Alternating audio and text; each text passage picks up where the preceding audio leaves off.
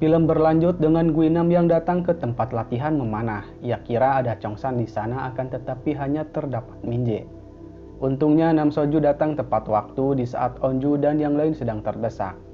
Dan Guinam pun berniat akan pergi keluar namun Minje melarangnya karena bahaya. Guinam pun menanyakan Chongsan kepada Minje namun ia tidak tahu siapa Chongsan. Kemudian Nam Soju mengarahkan Chongsan dan yang lain untuk pergi ke Yangdong dengan melewati bukit belakang sekolah. Tiba-tiba keadaan mereka terdeteksi oleh para zombie. Dengan segera mereka berlari masuk ke dalam lapang tenis. Akan tetapi mereka malah terkepung oleh zombie. Nam Soju pun berusaha mengalihkan zombie-zombie itu. Ia pun menyuruh Onju untuk pergi dari sana. Karena dirasa zombinya terlalu banyak, Nam Soju berniat mengorbankan diri agar anak dan teman-temannya selamat.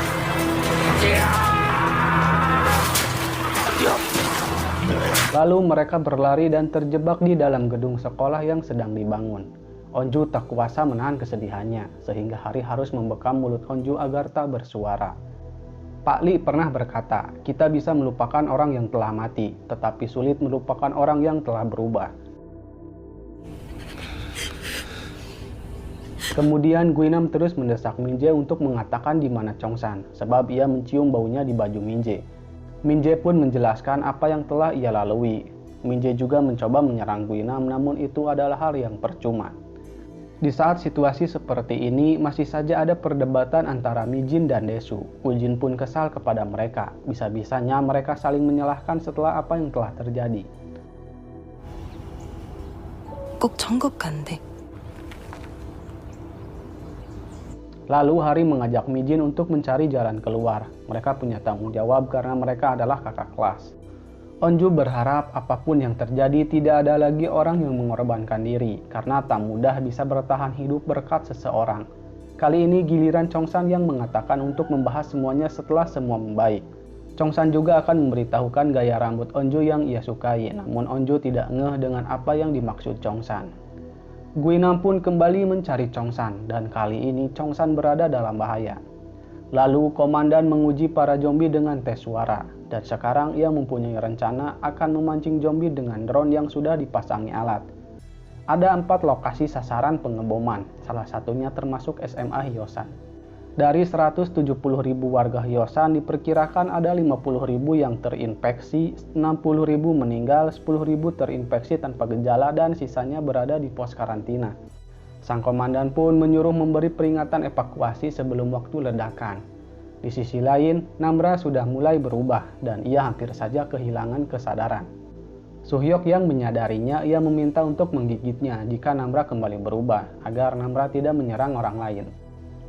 Hari dan Mijin kembali, namun mereka tidak menemukan jalan keluar, kecuali kembali ke lantai bawah. Chongsan pun berpendapat bagaimana kalau ia memancing para zombie ke atas, sementara yang lain melarikan diri. Namun Onju tidak mengizinkannya.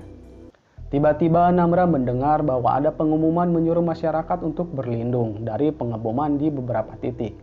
Lalu ratusan drone pun mulai diterbangkan, dan para zombie mengikuti suara dari drone itu.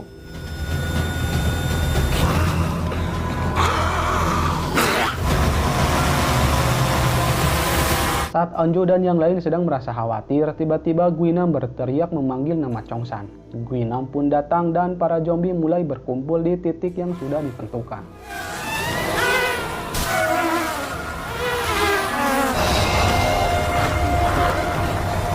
Chongsan tak bisa melawan, begitupun dengan yang lain. Untungnya suara dari drone mengganggu pendengaran Guinam dan Chongsan pun berhasil menjatuhkannya.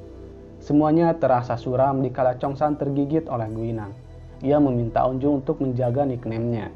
Sekarang hanya tersisa satu pilihan. Chongsan akan memancing para zombie dan temannya harus segera pergi. Dengan segera mereka langsung menjalankan rencananya. Sementara itu sang komandan bersiap akan meledakkan beberapa titik yang sudah ditentukan. Dan Guinam ia ternyata masih hidup. Sesampainya di atas, Chongsan berhasil menyingkirkan para zombie.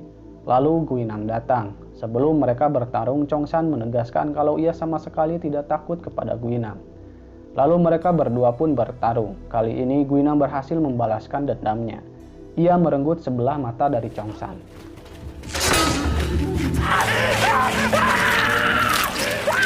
Saat bersamaan pengeboman dimulai.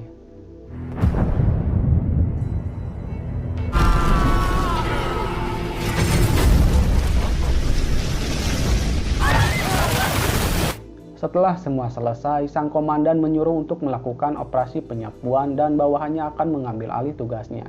Kemudian, komandan menemui Ibu Dewan. Ia memberitahukan kalau ia telah mengebom kota Hyosan. Dan sang komandan meminta si ibu untuk menyampaikan permintaan maafnya kepada para warga, bahwa ia menyesali apa yang telah ia perbuat.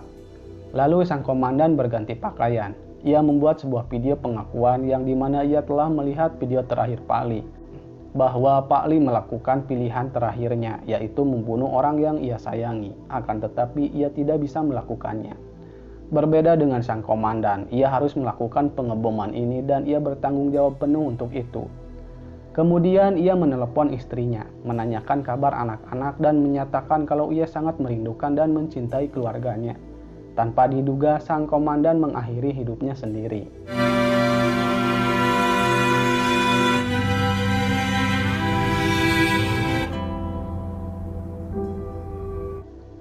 Abu bekas ledakan berterbangan. Orang-orang yang ada di karantina hanya bisa meratap. Untungnya Onju dan yang lain selamat. Setelah hari mulai terang, Onju ingin mencari Chongsan. Ia akan ditemani oleh Suhyok dan Namra. Mereka pun berkeliling di gedung itu. Setelah mencari, mereka tidak menemukan keberadaannya. Di tempat lain, para militer melakukan operasi pembersihan. Dan menurut Namra, para tentara meninggalkan mereka waktu di sekolah mungkin karena dirinya. Dan mereka menganggap bahwa teman-temannya juga sama sepertinya. Namun Onju membantah perkataannya bahwa Namra tidak akan berubah menjadi zombie dan teman-temannya akan tetap bersamanya. Namra juga sempat membahas keinginannya yang ingin menyalakan lagi api unggun bersama. Mijin rasa mereka tersesat karena dari tadi hanya berputar-putar di tempat yang sama. Lalu Ujin melihat tanda yang dibuat Nam Soju dan Onju menemukan senter milik ayahnya. Di tempat lain, pihak Bin akan mengamankan Jinsu beserta ibunya.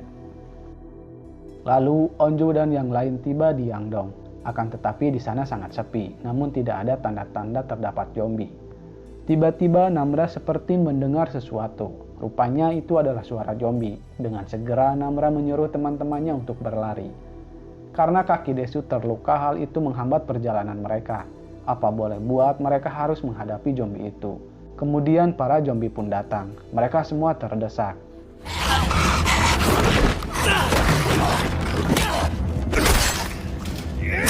Saat hari akan dimangsa, Ujin mengorbankan diri demi keselamatan kakaknya. Ia pun sekarat, dan Ujin tahu kalau kakaknya berbohong soal lulus masuk tim nasional. Ia meminta sang kakak untuk tetap memanah. Tak berselang lama, Ujin mulai berubah. Karena tak ingin mengambil resiko, dengan segera Namra menghabisinya. Hari yang marah, ia berniat akan pergi ke arah yang banyak zombie. Namun Namra menahannya. Ia meminta untuk tidak mati sia-sia. Kemudian mereka pergi melanjutkan perjalanannya. Di tengah perjalanan, rasa lapar Namra sudah tidak bisa ditahan. Ia pun menjauh dari teman-temannya. Suhyok yang menyadari Namra tidak ada, ia kembali untuk mencarinya. Dan ternyata Namra sedang memangsa mayat zombie yang lain. Lalu Namra akan memangsa Onju. Hal itu membuat Suhyok kebingungan. Menghajar kekasihnya atau harus bagaimana? Onju pun mengikhlaskan diri untuk dimangsa Namra. Namun Namra keburu sadar dan ia pergi tanpa kata. Karena jarak pandang terhalang asap, hal itu membuat Suhyok kehilangan Namra. Kemudian mereka tiba di perbatasan.